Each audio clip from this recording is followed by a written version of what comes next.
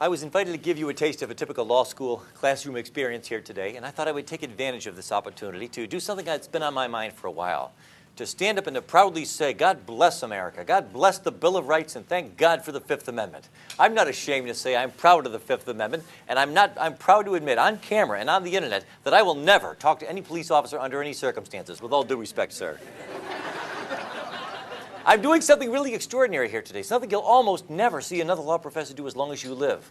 I'm really putting myself on the spot here. This was my idea. By my invitation, I have given up half of my time, approximately. I'm giving equal time and the last word to an expert who really knows something about what I'll be talking about. So I'm opening myself up to the possibility that he will contradict me. I was a criminal defense attorney when I was in private practice. So I want to make sure, in fairness to you, if I'm misleading you or giving you a slanted or one-sided presentation, you'll be able to get the last word from somebody else. I'm sure he'll have a lot to teach all of us, including myself. The Fifth Amendment to the United States Constitution provides, no person shall be compelled in any criminal case to be a witness against himself. And this unfortunate amendment has gotten a bad rap in recent times, much of it tragically and unnecessarily through, as you may have heard, the headlines. Let me read you something that was taken out of the newspaper this morning, and I want you to listen to it closely. And I'm giving you a heads up. I'm warning you in advance, which is not fair to you. Not fair to me, but I'm giving you a warning that I'll be quizzing you on this in just a few minutes. This will test your aptitude for legal study and legal practice. Listen closely, it won't take long. Last night, agents of the Norfolk Police Department found 3 victims of an apparent murder dead in an apartment in the East Ocean View area. The apparent victims of a gangland-style slaying, and possibly the victims of gang-related violence. The police are investigating this as a possible murder and suicide, but right now suspect that the 3 were all killed by the same individual. No suspects have yet been identified in the slaying, but veteran police detective George Brook has confirmed that police are following up on evidence pointing to the possible involvement of an off-duty naval officer as the perpetrator. The bodies, which were found by the apartment manager at about 8 o'clock in the morning, appear to have been slain sometime earlier in the same evening, probably sometime between midnight and 2 o'clock in the morning. That's it. Those are all the facts I'll ask you to remember, and it won't be for very long either. Let's see how well you do. I'll be quizzing you in just a few minutes. Now, here's the easiest question you'll ever get from a client in all the days of your life. Question, hey, the police are here. They want to talk to me. What should I do? Well, I could give you my answer to that question in case you haven't already guessed it, but why don't we go to a real expert? Justice Robert Jackson, a prosecutor's prosecutor. Like me, he began his private practice in Buffalo, New York, years before I did. And after that, he served as general counsel for the Bureau of Internal Revenue, the U.S. Department of Treasury, the Security and Exchange Commission, Assistant U.S. Attorney General for the Tax Division, later the Solicitor General and the Attorney General of the United States, and then the Chief U.S. Prosecutor for the Nuremberg trials. That's an impressive resume. Years later, when he was a justice on the Supreme Court, Justice Jackson stated, quote, any lawyer worth his salt, today we would say his or her, will tell the suspect, his client, in no uncertain terms to make no statement to the police under any circumstances. There's the title of my talk. I'm here to explain to you the surprising and somewhat counterintuitive and admittedly unlikely reasons why Justice Jackson was right. I'm reminded of this because I'm amazed, we're all amazed, by the frequency with which we see newspaper articles coming out all the time from people who really ought to know better, who say, well, I'll talk to the police. I mean, after all, I'm a senator. I'm O.J. Simpson. I'm an experienced, highly polished individual. I've got a lot of experience with public relations, even criminal defense attorneys. There was a local news story here in the Virginia Pilot just a couple of months ago about an experienced criminal defense lawyer who ended up getting convicted of criminal assault because he talked to the police. He was accused of having assaulted another attorney in the hallway. There were no other witnesses to this. A woman said that he grabbed her by the throat during an argument over a case. He denied it. At trial, it was his word against hers. He said, I did not even touch her. But unfortunately for him, when the police had approached him earlier and said, would you be willing to answer some questions? He said, sure, why not? I'm an attorney. I'm a criminal defense attorney. I'm savvy. I'm sophisticated. I've got oratorical prowess. I'm accustomed to dealing with the police, by all means. And then there was a conversation that was not recorded. When the case went to trial, it was no longer his word against hers, because when he testified at trial, I never touched her. The officer took her to the stand and testified, well, when I met with him, he said he did put his hand on her throat, but just as a joke. Then he had to take the stand again and say, that's not true. I never said that. I never admitted to you that now it's his word against 2 people. Who's telling the truth? We'll never know for sure. But he was found guilty. Now, here's part of the problem.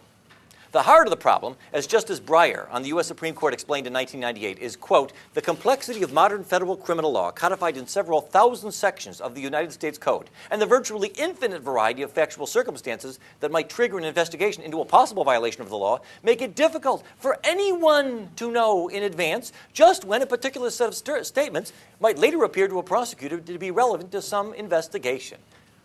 One expert on criminal law recently noted that estimates of the current size of the body of federal criminal law vary, although it has been reported that the Congressional Research Service can no longer even count the current number of federal crimes. That's right, even the federal government has lost count. These laws are scattered over all 50 pages of the U.S. Code, encompassing roughly 27,000 pages. Worse yet, these statutes often incorporate by reference to the provisions of administrative regulations. Estimates of how many such regulations exist are even less well settled, although the ABA thinks there may be nearly 10,000. Here's one of those 10,000 federal criminal statutes on the book that you probably never heard about. It's called the Lacey Act. 16 U.S.C. Section 3370 says it's a federal offense for any person to import, export, transport, sell, receive, acquire, or purchase any fish or wildlife or plant taken, possessed, transported, or sold in the violation of any law, treaty, or regulation of the United States or any Indian tribal law or any state or any foreign law. People have been convicted in federal court for violating this statute because they brought back a bony fish from Honduras, not knowing that Honduran law, not American, but Honduran law, forbade the possession of the bony fish. People have been convicted under this law because they were found in possession of what's called a short lobster, a lobster that's under a certain size. Some states forbid you from possessing a lobster if he's under a certain length. It doesn't matter if he's dead or alive. It doesn't matter if you killed it or if you died of natural causes. It doesn't even matter if you acted in self-defense. Did you know that? Did you know it can be a federal offense to be in possession of a lobster? Admit it. Raise your hand if you did not know that. There's the problem. And that's only one of 10,000 different ways. You know, the government gets pretty upset when people like me instructs the client, people like me and Justice Jackson. Don't talk to the police, don't answer any questions. But you know, they can't have it both ways. You people, you've got 10,000 different ways of convicting us. Good for you, but you know, with the bitter comes to the sweet, with the good comes to the bad. That's 10,000 different ways my client might unknowingly implicate himself in some sort of a criminal transaction. One of the reasons I decided to give this talk, I recently received a phone call from a former student of mine, a Regent Law School graduate, who may be watching this online. We're putting it on the internet. And he told me, hey, I've been approached by the Internal Revenue Service. They want to ask me a couple of questions. They ask if I'd be willing to. But they say that I'm not a suspect. And I know in my heart I don't think I've done anything wrong in violation of the Internal Revenue Service provisions. Lord have mercy. There's no man on earth, there's no woman in this country who can honestly say with complete confidence, I know I have never violated any provision of the Internal Revenue Code. He said, but they say I'm not a suspect and I know I've done nothing wrong. It's okay if I talk to him? I said, no, you tell them you will not talk to them without immunity. I explained to him why that was true, and he never heard from them again.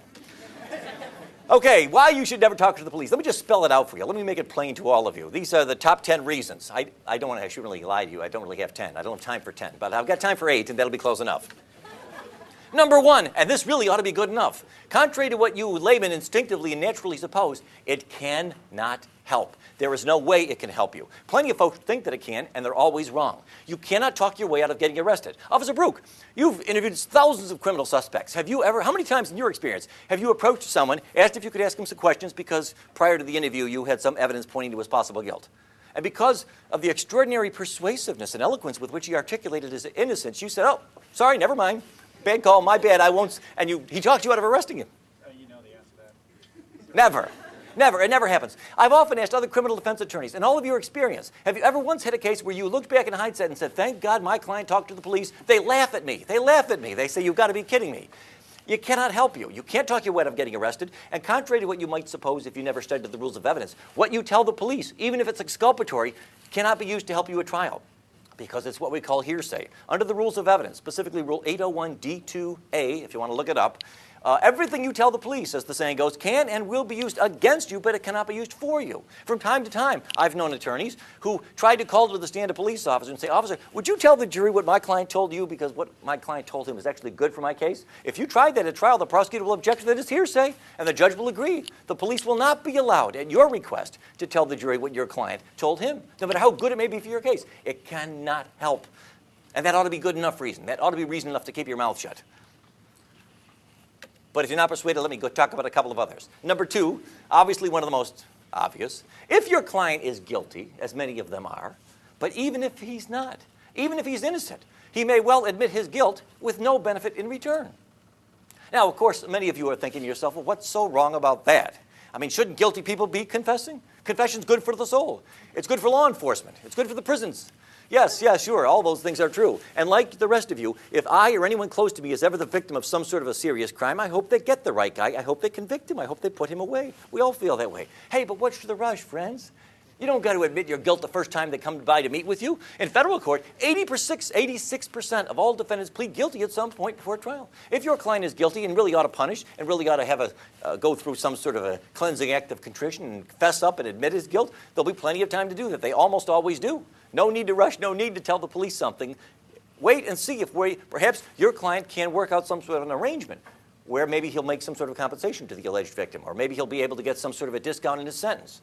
And he'll be treated fairly then, like everybody else who had the benefit of a good lawyer who said, please do not talk to the police.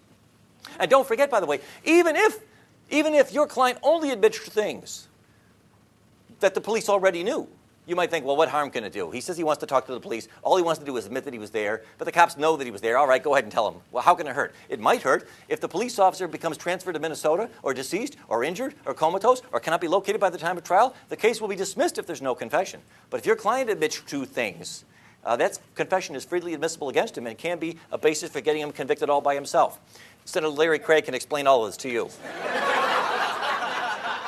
The Innocence Project of the United States has confirmed that in more than 25% of all the cases where an innocent man was convicted and then later released from prison after he was exonerated by DNA evidence, in more than a quarter of those cases, these innocent people we know to be innocent, made incriminating statements, delivered outright confessions, or pled guilty. How do they do that? He'll tell us all about it, I trust.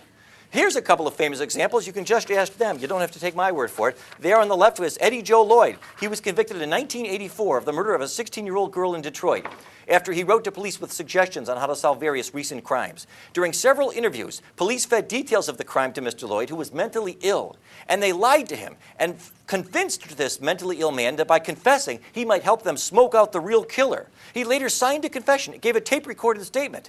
The jury delivered it less than 1 hour before convicting him on the basis of this confession. There was no other substantial evidence against him. The judge said, I'd hang you if I could, but the death penalty was not available in Michigan at the time. But after almost 2 decades in prison, he was released after DNA evidence proved that this man was innocent and had falsely confessed to a crime that he did not commit. On the right is Earl Washington, who was released from prison just a few years ago here in Virginia after spending 18 years behind bars after being committed of a rape and a murder that we now know he did not commit after having been exonerated by DNA evidence. But this man, Mr. Washington, who was in fact confirmed to be mentally retarded, was able to confess to several crimes at the request of the police, some of which we know he could not have committed. That's the problem. Some of you are thinking to yourself, well, none of this concerns me because I'm not guilty of anything and I never will be and I will never represent people who do. Okay. Let's talk to you people, you innocent folks. Those of you who have never committed a crime and never will, and none of your clients will either. And you wouldn't go out with a girl who did. Fine. You better not talk to the police either, okay? Because number 3, we'll put the guilty behind us. Forget about them. Let's talk about innocent people. Number 3, even if your client is innocent and he denies his guilt and almost entirely tells the truth, odds are good he will easily get carried away and tell some little lie or make some little mistake that will hang him. This is human nature. He gets in there, it's a stressful situation. Imagine a perfectly innocent client. The police say he's been guilty of a murder. He's totally innocent as any one of us. So he goes in there and he meets with the police. He says, I don't know what you're talking about. I was nowhere near there. I didn't kill him. I've never killed anybody. I don't have a gun. I've never had a gun. I've never touched a gun in my life. I was nowhere near Virginia Beach that night. That last line was a lie. He went over the top. He was getting carried away. He got into this groove. He started saying all kinds of things, almost all of them true, that he knew would tend to exculpate himself. Then he got carried away and just said one thing that wasn't true, and unfortunately for him, they can prove that it wasn't true. He may be convicted on that basis alone. But let's say, well, that's not a problem. I'll tell my client only to tell the truth. I've met with him. I know he won't lie to the police. He won't make any mistakes. Okay, that's still no guarantee you won't be getting into trouble. Because even if your client is innocent and only tells the truth and doesn't say anything that is false. Now, already, mind you, we're pretty well nigh into fantasy land. The odds of anybody being able to pull this off are really quite slim, no matter how innocent they may be. But just the same, let's pretend. Let's assume he gives the police nothing but the truth, and he is totally innocent. He will always give the police some information that can be used to help convict him. Always. For example, suppose you tell this to the police. Here's what your client tells to the police in his denial of guilt. I don't know what you were talking about. I didn't kill Jones. I don't know who did. I wasn't anywhere near that place. I don't have a gun. I've never owned a gun in my life. I don't even know how to use a gun. Yeah, sure, I never liked the guy, but who did? I wouldn't kill him. I've never hurt anybody in my life, and I would never do such a thing. Let's suppose every word of that is true. 100% of it is true. What will the jury hear at trial? Officer Brook, was there anything about this, your interrogation, your interview with the suspect that made you concerned that he might be the right one? Yes, there was. He confessed to me that he never liked the guy. And then the prosecutor will put that up in big letters, and he'll say, ladies and gentlemen of the jury, it's pretty clear that we've got the right guy here. We've proven that he was in Virginia Beach that night. That's opportunity. And remember, Officer Brook admitted that after extended questioning, he was finally able to get the defendant to admit that he never liked the guy. There's your motive. Motive plus opportunity. Wham, bam, please. But juries eat it up. And innocent people get convicted this way sometimes. How often? Hopefully not too often, but we know what happens. The United States Supreme Court, don't take my word for this. In Ohio versus Reiner, the Supreme Court of the United States said, quote, one of the Fifth Amendment's basic functions is to protect innocent men who otherwise might be ensnared by ambiguous circumstances. Truthful responses of an innocent witness, as well as those of a wrongdoer, may provide the government with incriminating evidence from the speaker's own mouth. See, it's not just some criminal defense attorney telling you this. Even the Supreme Court says I'm right. Under the facts of that case, by the way, in Ohio versus Reiner, a child tragically was died, apparently the result of shaken baby syndrome. Question was who had shaken this baby to death. And one of the possible suspects was a babysitter who had spent some time with the child that week. The babysitter's story was, I don't know what you're talking about. I did not kill the child. I did not see it happen. I don't know who shook the baby. It was never me. I never did anything of any violent nature to the child. The Ohio State Court said, well, you've got no Fifth Amendment privilege. You, by your own admission, told the investigators that you've done nothing wrong, that you were not involved, so obviously your answers can't incriminate you. The United States Supreme Court reversed and said, well, that's not true. Even though this babysitter denies shaking the child, denies seeing the child die, denies knowing how the child died, this babysitter, by her own admission, apparently the government wanted to ask whether the babysitter might have been with the child at some point that week, during the week prior to the death. And that answer, although by itself not sufficient to convict anybody, could help convict her. That means she's got a Fifth Amendment right to refuse to answer to the question the court held, because it could be used to help convict. Ullman versus United States, the Supreme Court said more than 50 years ago, eerily prophetic. They said too many Americans, even those who should be better advised, view this privilege as a shelter for wrongdoers. They too readily assume that those who invoke it are either guilty of crime or commit perjury in claiming the privilege. That's not true, and it never has been. But it gets worse. Can it get worse? It can. Number 5, even if your client is innocent and only tells the truth and does not tell the police anything incriminating, which, by the way, is almost impossible to pull this off. I mean, imagine talking to the police for 2, 3, 4 hours, and somebody like him can't somehow manage to extract from you something that could be used to help convict you. That'd be extraordinary. I don't think anybody's pulled it off. But even if you could pull it off, there's still a grave chance that his answers can and will be used to crucify you in a court of law if the police, no offense, don't recall his testimony with 100% accuracy. All right, now this brings us back to that pop quiz I warned you about. I told you earlier, remember, it's only been a few minutes, and you weren't up all night, and you weren't the subject of physical duress. You were in the relaxed setting of a classroom here. You were given heads up, advance notice that you would be quizzed on this. Question. We'll start with a couple of easy ones. Remember that article I read you about that? How many people did the police find shot to death last night at that Ocean View apartment that I told you about? A, 1, B, 2, C, 3, D, 4. Who says A? B. C. Get this. Get that with the camera. Move that camera around. Look how many hands we've got there for C. Okay, D. You're all wrong. Everybody who raised their hand, you are the kind of people who should never talk to the police under any circumstances for as long as you live. Why is C not the right answer, by the way? If you know, raise your hand. Yes? Because you didn't state the cause of death. Excellent. I didn't say anybody was shot. I didn't say gun, bullet, shooting, firearms. Didn't use any of those words.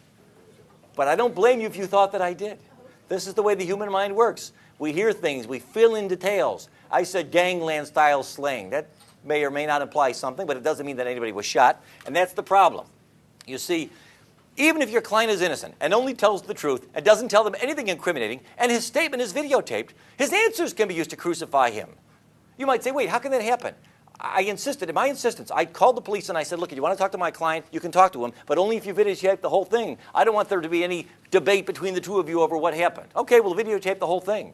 If the police don't recall their questions with 100% accuracy, he'll be convicted on that statement alone. For example, suppose a man goes to the police. They say, we're investigating a possible murder, a shooting. And the guy says, quote, I don't know who killed Jones, Officer Brook, with all due respect. It wasn't me. I've never touched or fired a gun in my life. How can that help incriminate this man? How could that possibly be used against this man to help convict him? You would think it's inconceivable. But it's as easy as pie. All the officer has to do is read this statement to the jury, and then the prosecutor says, Officer Brook, was there anything about that statement that confused you or surprised you? Yes, there was, he says in a moment of sinister, high drama in the courtroom. And what was that? And then Officer Brook turns to the jurors and he says, I never said anything about a shooting. I said we were investigating a murder. He was the one who brought up a gun. Then you turn to your client, and your client says, that's not true, that's not true. I remember he was the one, or one of the cops. I was with them for 3 hours. One of them in the car said something about, they said they had a witness that I was the shooter. Okay, I'll put you on the stand. And then your client testifies, no, they did tell me shooting. They mentioned it before I said anything about a gun. They brought it up first. And then the police said, that's not true. And now what? It's your word against theirs? For what? You're gambling with your client's life.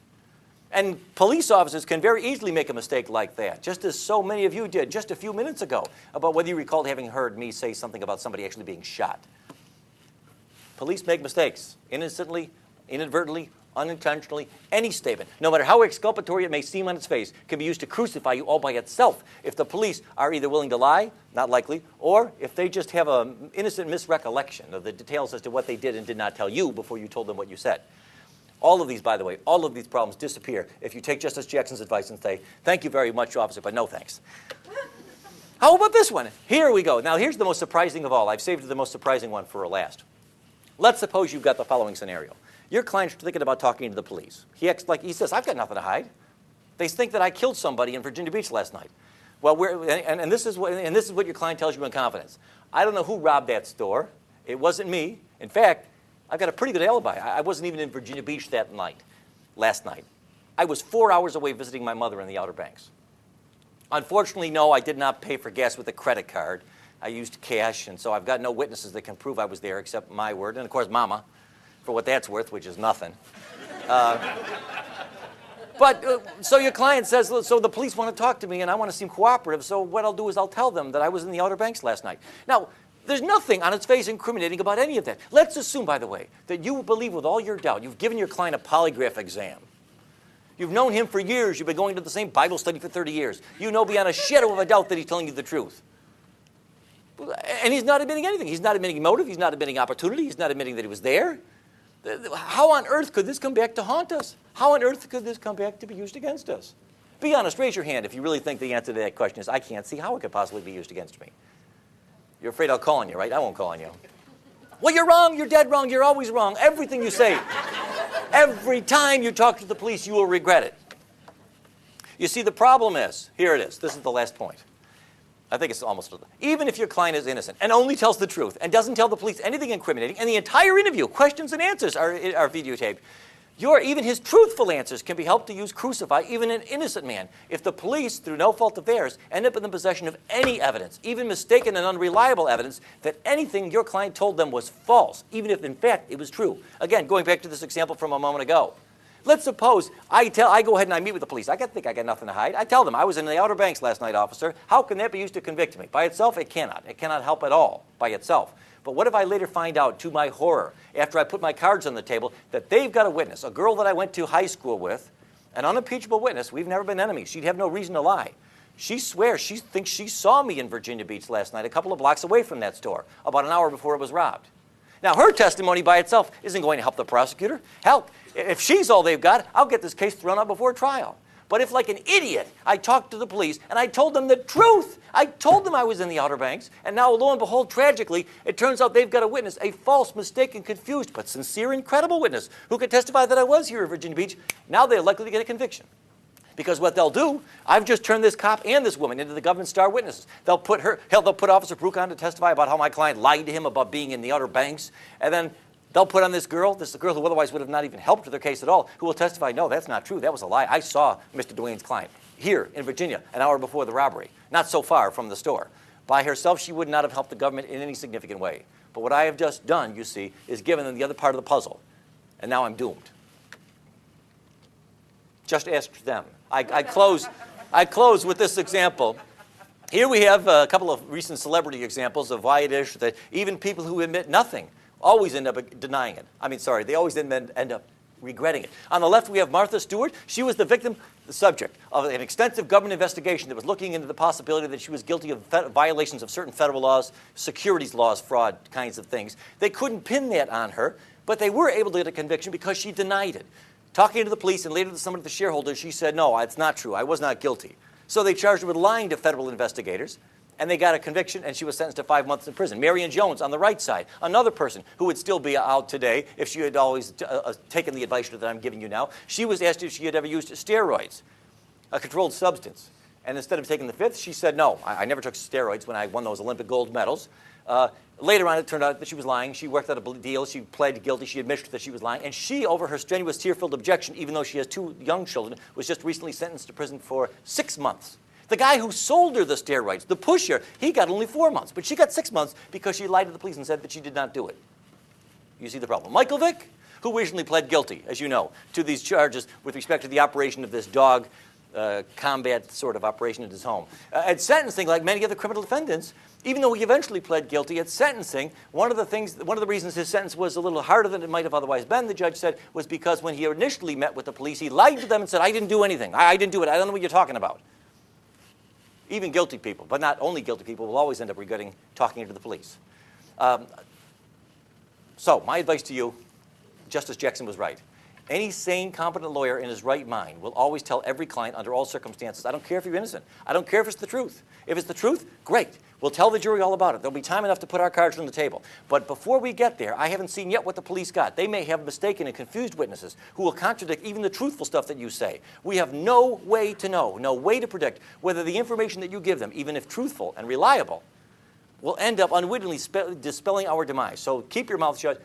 Don't answer any questions. Let's take the fifth. You'll be glad that you did. God bless America. God bless the Bill of Rights and the geniuses who bequeathed it to us. But now, in fairness, I give equal time, or what's left of equal time,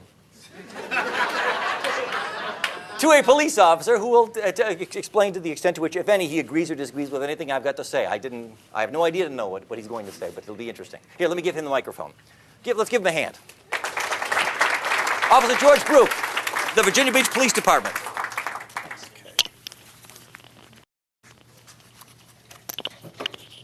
I cannot talk that fast.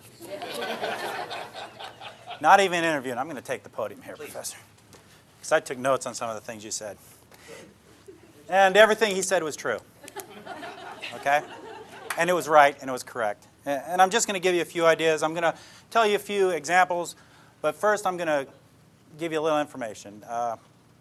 As was said earlier, I've interviewed thousands of people. I've interviewed people with foreign police departments. When I was in the Navy, I was in law enforcement, and I was a criminal investigator.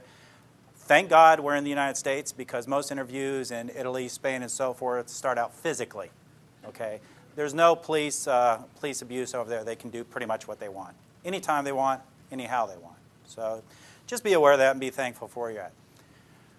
Biggest question I was asked when I am a 3L, and there's some of my classmates in here.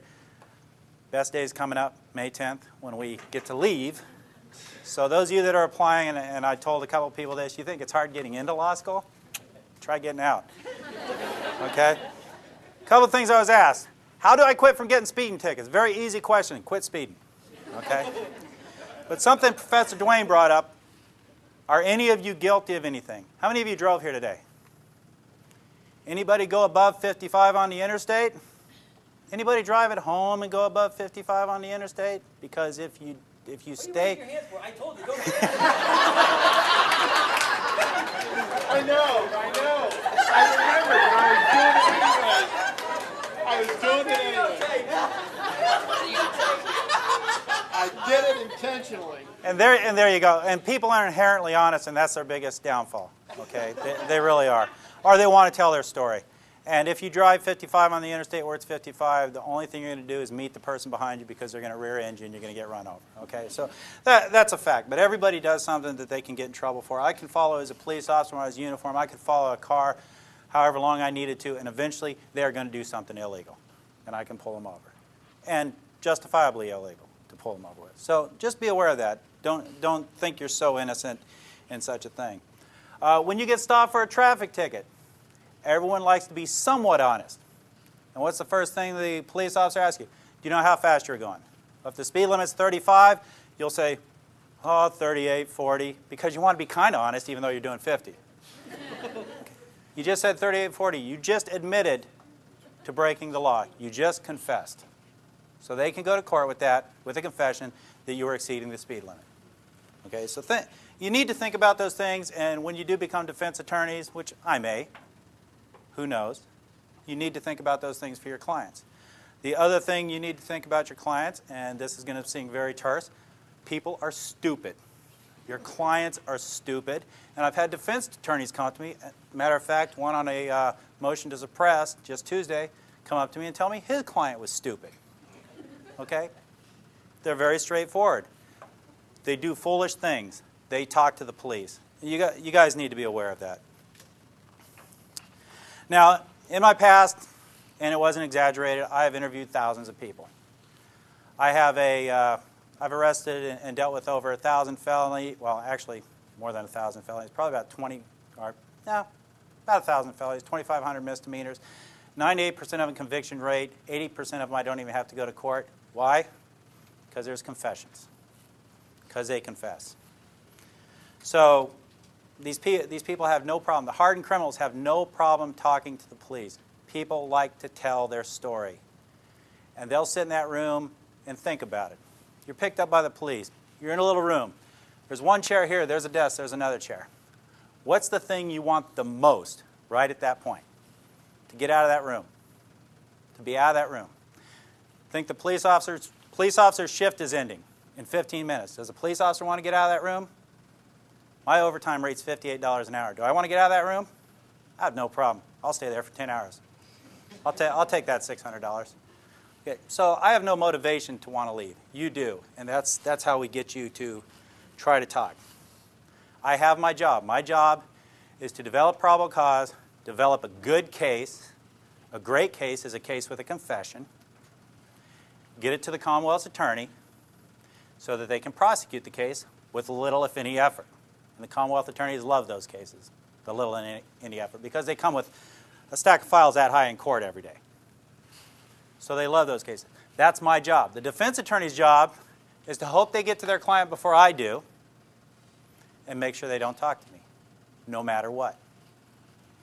Give you an example, and this will go right along with what Professor Dwayne was putting up his examples. I had an interview that went something like this. Were you involved in the burglaries? No, I had nothing to do with them. You didn't have anything to do with them? No. You were in a car with all this stolen stuff in it? You had nothing to do about it? No. You knew it was there? Yeah. Okay, now we got possession of stolen property, felony, okay? But you had nothing to do with it? No. So what did you need the money for? Well, I had to pay some of my court costs from another thing I got in trouble for. Oh, so he took the money from stealing the stuff. I have enough to charge him now with burglary. Simple as that. Well, did you see the picture on that camera of the house with the Christmas decorations? This is a real case scenario. Yeah, did you go in that house? No, I didn't go into that one. So there's ways around it. There's ways to get around people who try not to talk to you. And again, as Professor Dwayne said, if you wanted to go and say you wanted to go into a boxing match, $100 if you win. You've never boxed before. You have to face somebody who's an Olympic boxer. You're going to lose. You're going to face somebody who's been interviewing people for, in my case, 28 years. You're going to lose, unless you're purely innocent. Now, on the other side of it, I don't want to put anyone that's innocent in jail. But I try not to bring anyone into the interview room that's innocent.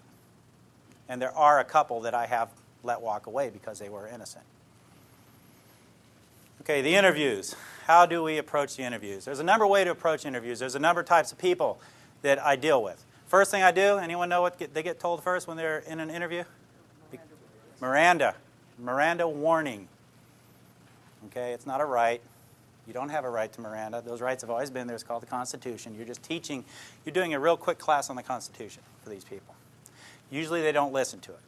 And this is the way I give my Miranda warning. Look, I have to tell you this. Just pay attention. Okay, they're usually sitting back or they're very attentive. You have the right to remain silent. Do you understand that? Yes.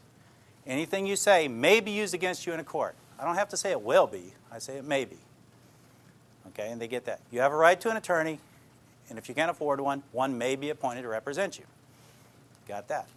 You can decide not to quit talking to me at any time and exercise these rights. Do you understand that? Sure. Now, before I do the primary thing that's needed with those rights, that's to get a waiver, I say, now, before you say anything, let me tell you what I know. And over all the time I've had to put together what this individual was supposedly involved in, and I only say supposedly because Professor Duane's sitting over there, that this individual was involved in, I will tell the story that I've put together, and it'll be pretty close to what happened. And I can see that it's pretty close to what happened because that individual starts slumping down in their chair, or they'll put their hand to their face, doing this in their mind, oh my God, I'm going to jail forever, okay? And I can see it. And I said, now that you know what I know, do you want to talk to me? And why do I do that?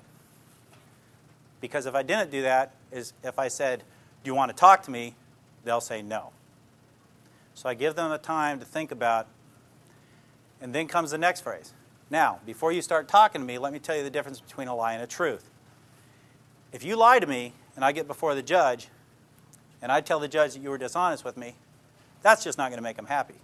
But if I get before the judge and tell him you're honest, straightforward, willing to take responsibility for your actions, that is going to help you. That's not a lie, though. That is true in Virginia Beach courts. It will help them.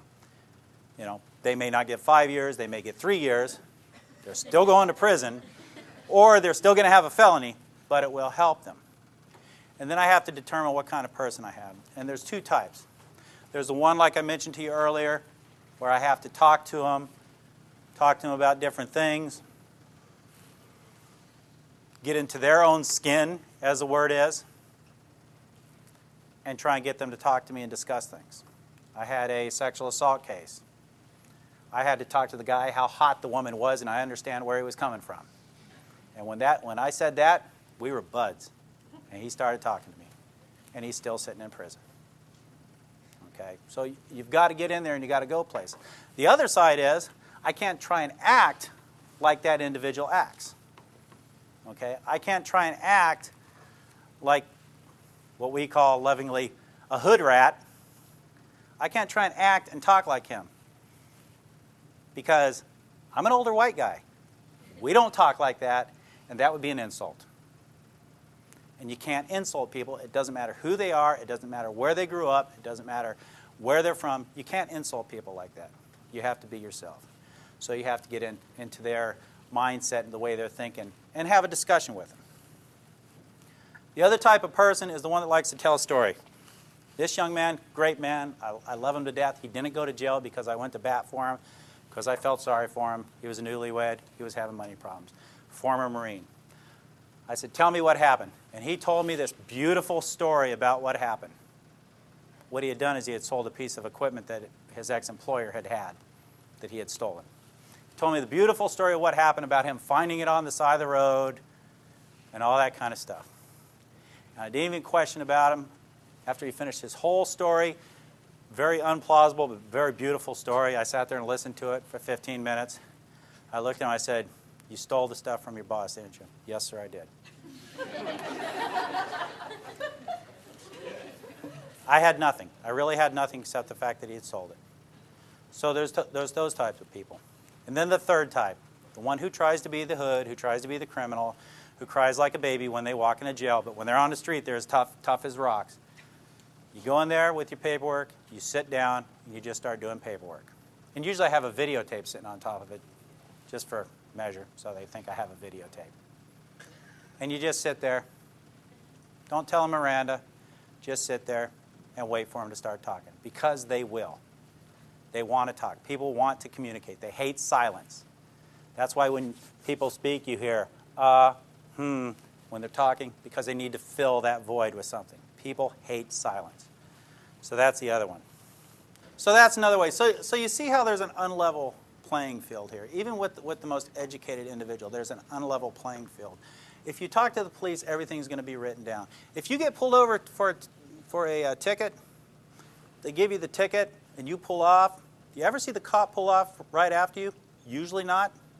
That's because on the back of their ticket, they're writing down everything you said. And it's going to come into court if you go to court. Everything that's said, I write down. Every phone call I make has to have a listening device on it. Is that illegal? How many parties need to know that a phone conversation in Virginia is being recorded? One. Me. I knew it was recorded.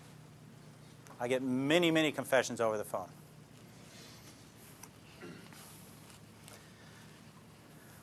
Okay, back to the people. Yes, they're stupid. Okay, people are stupid. I had a young man who told me straight up, I'm going to college. I'm going to law school. I'm too smart. You'll never find out what happened. Okay. He was going to Tidewater Community College. The law school of, I suppose. Tidewater Community College.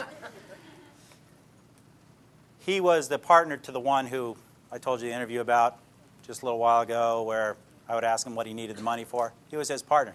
And he was very smart. So he thought. He thought he was a very intelligent individual.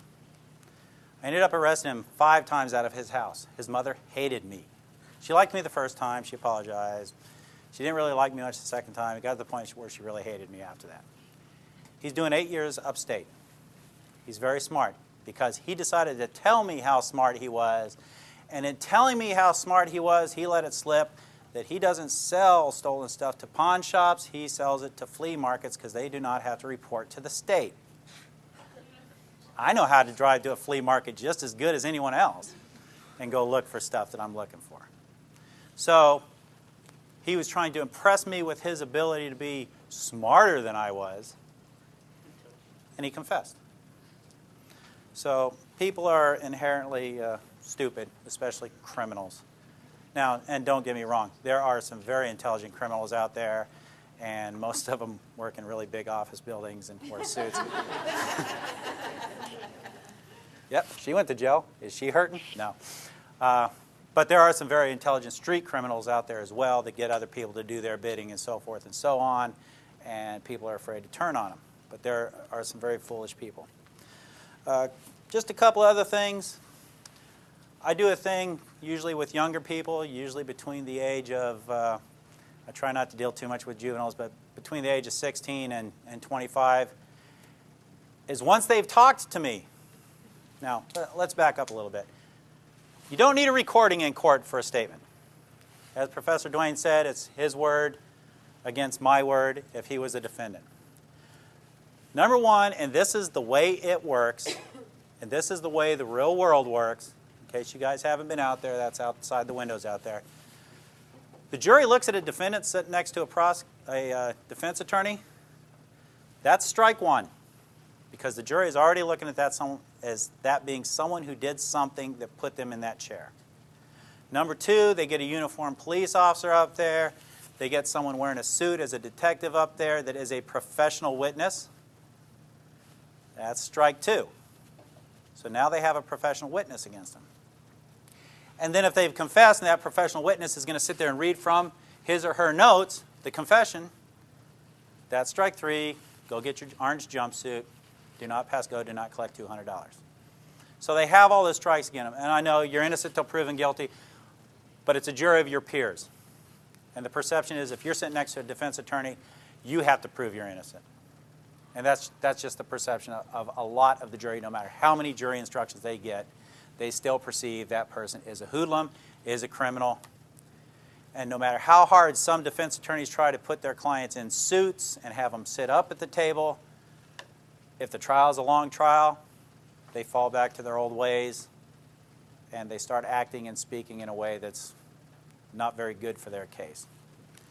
So saying that, you don't have to have a recording. My suppression hearing, a statement was trying to be suppressed because when I record a confession or an interview, because we don't do interrogations, the police. We do not do interrogations.